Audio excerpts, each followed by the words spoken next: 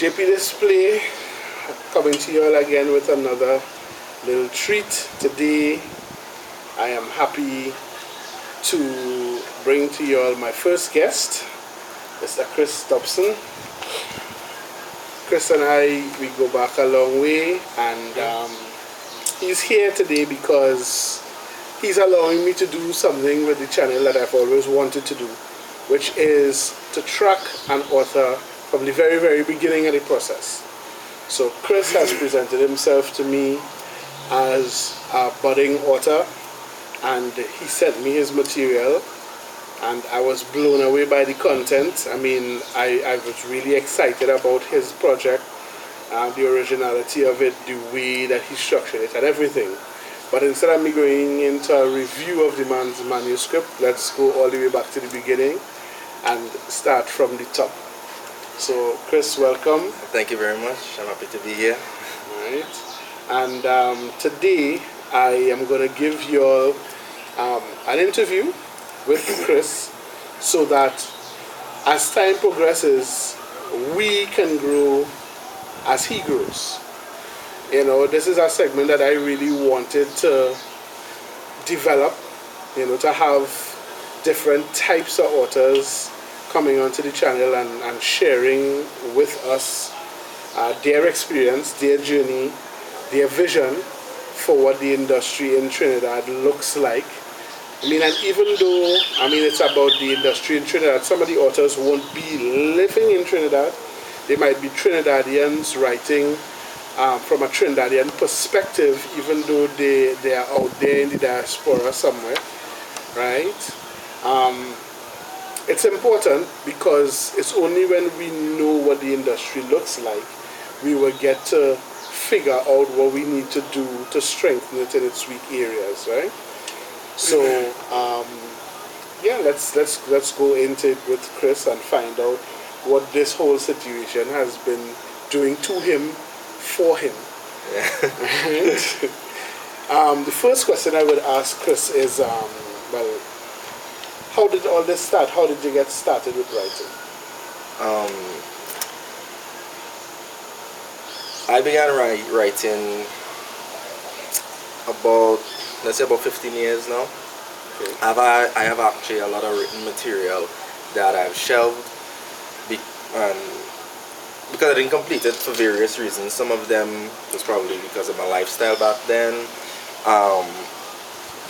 which included a type of person that never really finished anything. I'm not afraid to admit that. And then that took a backseat because in that period I used to write a lot, and anything that came to me I would jot it down, and it would be a lot of stuff, but I was never anywhere to complete in any of it. And it's all based, my writing is all based off of my experience that I had growing up. I've had a lot of nurturing with my uncle and my aunt specifically, as it pertains to me writing and the type of conversations that we used to have.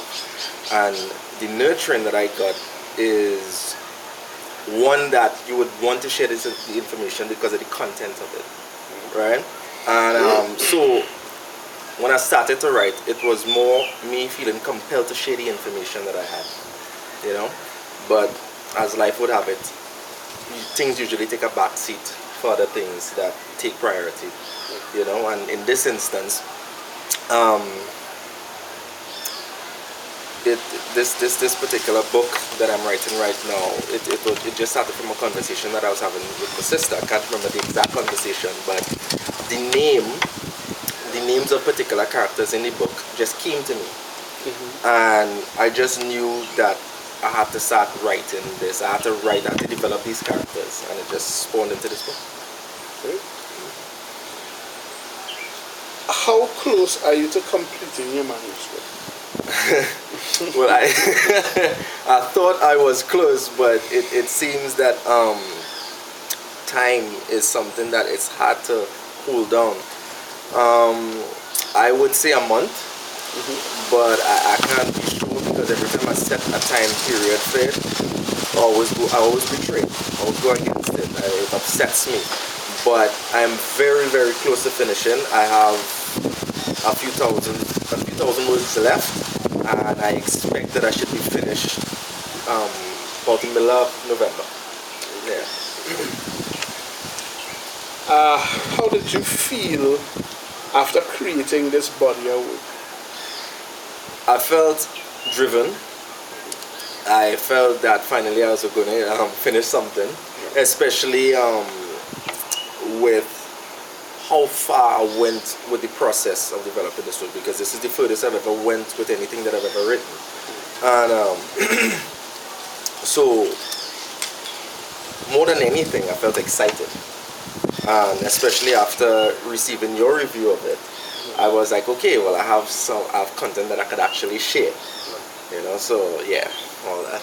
Yeah, and I mean, I'll say it again. I mean, I was really impressed with the originality of the work. I was impressed with the development of it. I appreciate that. And I mean, for me, it was well written. Right. You know, yeah. So I have no choice but to encourage you to finish that. Thank you. Right? How would you describe, or what kind of writing do you do in terms of the genre? Where do you see yourself being comfortable right now? It's funny you should ask that, because the truth is I don't know. Because when I first started to write, as I said, it was all based on the information that I received from my uncle and aunt, which is more in line with philosophical type of information. And I mean, I don't know if I should be saying this. I pride myself on being honest, but I don't really read fantasy novels. I more read biographies and autobiographies. But I could see myself writing more fantasy novels, because it's a way for me to say what it is I want to say. Mm-hmm. You know?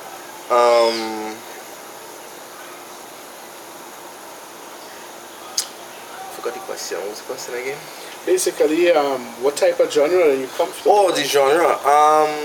I would like to touch on philosophical stuff. You know, to say exactly what I need to say without a filter. But I would like to dabble in everything, and I want to see how far I go with this fantasy stuff. You know, because I like how I feel writing about it and writing it, and I didn't think that I would feel that way writing it, because as I say, I don't want to say scorn, but it's not something that I gravitate towards, fantasy novels. But I like it, you know, and I want to see how far I go with it before I go into other stuff.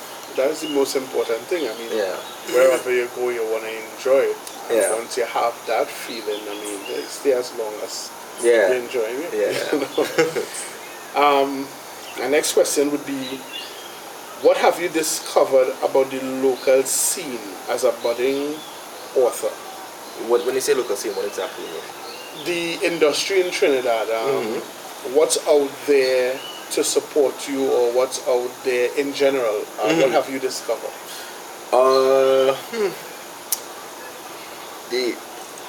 As this process of actually putting out material is new to me, to be honest, once again, I haven't really explored the local scene as it pertains to that. So I don't know what resources or services are available to me. Right. You know, I would hope that there is, you know, an industry for that. But the truth is, I don't know. Maybe you could probably share or shed some light on that, as you are an author yourself, you know. Well, I mean, we'll keep this video kind of specific to you. Okay. What I say at this point in time is I too had to go through that process, like you right. find out what is out there, right? We'll explore that in detail. Yeah. At another time. I don't want to, just to add to that, I don't want to make it seem that I'm irresponsible. As I said, this is a new process to me, and I had planned to figure out the local scene, because that obviously would have been the next step, you know. But to answer your question, I haven't explored that yet. No, that's okay. You know? That's okay. I was right where you are now, right? When I wrote my first book 3 years ago, so I had to actually go out there and try to find the local scene, and I wasn't finding much until I got onto Twitter. Okay. And strangely enough, I got onto the online bookstore, and I realized that a lot of the review persons on the online bookstore were Trinidadian females. Oh, So okay. they are out there, they're reading people's books and giving reviews. They're on Twitter in groups and little societies and stuff. Yeah. But you still have to make some effort to find them. Yes, of course. To get out there. That's only one aspect of the thing. That's people actively involved in the industry. But when we talk about infrastructure, that's a whole different conversation. Oh, okay. All right. So, moving on. What was your plan for getting published, if any? Well, I think this ties into the last question, because my goal for this was just to finish the book, because as I said, this is the first time I actually felt like I was completing any of my work that I've ever written, right? So I had planned to do all that work, that groundwork. Well, it should have been while I was writing, but where time is concerned, this book, in my opinion, was supposed to be finished a while back, like let's say about 2 months ago. But it just goes to show how much time I have just for writing, you know. But I have to dedicate some time towards, you know, figuring out the local scene and publishing. But I haven't delved into that as yet, you know. Yeah. And well, how easy is it to get time to write? Yeah, it's very linear. In the earlies it was, but no, not so much. I mean, I have a family, Right. I have a girlfriend and 2 kids, and just my kids alone it's a handful. Just for this interview, I had to run away to have it, and she started to cry. So that's just a testament to how time, you know, is hard to come by, you know. But I mean, when I do get the time, it's a rewarding experience, because I feel as though like I'm a conduit for information as it comes out of me, and I'm able to put it on paper, and I try as much as possible to stay in that zone, but is when I get the time. And it's how long I'm able to stay in that zone while I'm writing it. So it's just when I get the time. You know. As an author, what are your thoughts about marketing? Okay, I do have thoughts on it though, Right. and it's not necessarily from a writing standpoint, from an author standpoint, but just in general, which is that it is very important. Without it, you can't expect your work to really reach anywhere. You know, so I already knew the importance of it going into writing this book. As I said, I had every intention of going into the local scene, to marketing, to publishing, but I just haven't reached there yet. But it is of the utmost importance with respect to getting this book to the audience. Yeah. So I can tell you now that a big part of your growth curve is when you will meet your responsibility in marketing your own book very soon. Yeah. Because I think it's kind of unfair that authors are really about writing, but they're not allowed to be only about writing, because right after you get to 90% complete on your manuscript, you have to be thinking about publishing, and then right after you already set up the framework for publishing, you had to jump straight into marketing. Right, yeah. As soon as the product is available, marketing takes over your life, because then you have to start marketing your product and your brand. Right, of course, yeah. Because you become a brand. Yes. Which is really annoying. Because you want to write. That's very true. Yeah. You understand? Yeah. So I totally understand. Yeah. Do you have a budget to work with? No. Right? I would admit that I don't have a budget to work with. From the little that was imparted to me by yourself, as well as the little that I have done, it is costly to this undertaking of getting the book published, you know, and I haven't created a budget for it yet, and I know when I begin doing so, it will be a bit of a stretch for me, based on my current budget, so yeah. Well, I mean, thankfully, there are people now who are really into this thing about writing on a dime and not necessarily having a budget and still getting your work out there. It is possible, Yeah, right? Of course, it affects the avenues that you can take, of course. but thank God this independent writing industry has developed to such a high level where it creates pathways for all scenarios. And yeah, I mean, there are things that we can do, and of course, we will explore them and we'll make sure and get up out there to the readers. I appreciate the that. most important. Yeah.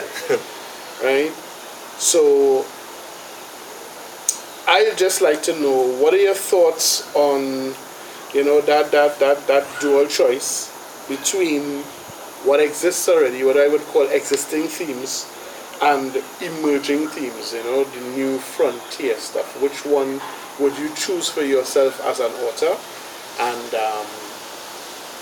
why?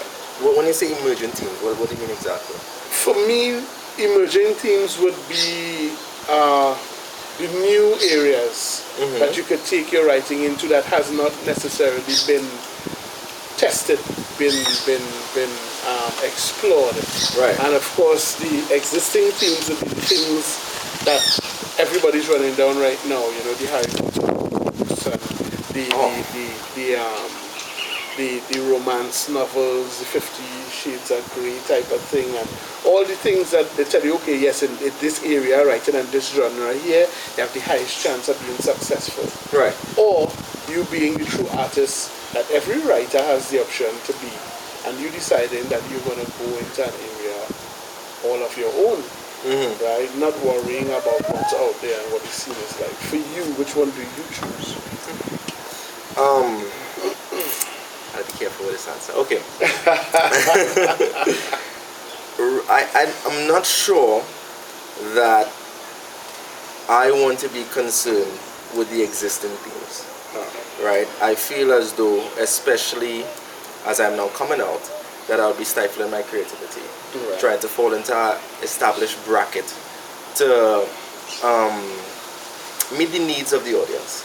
I want the audience to read my work, but at the same time, I don't want to be categorized. I don't want to be known for something that's already established, if, as I said, it stifles my creativity.